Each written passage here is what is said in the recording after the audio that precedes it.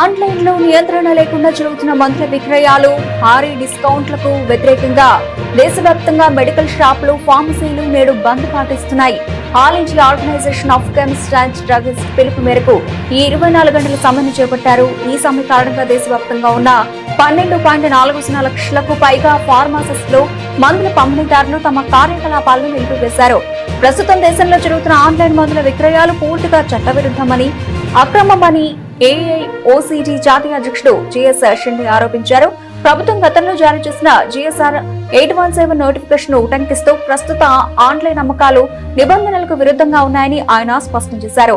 దేశవ్యాప్త బంద్ జరుగుతున్నప్పటికీ ప్రజలకు ఇబ్బందులు కలగకుండా అత్యవసర మందుల సేవలను కొనసాగిస్తామని ఏఐఓసీటీ హామీ ఇచ్చింది.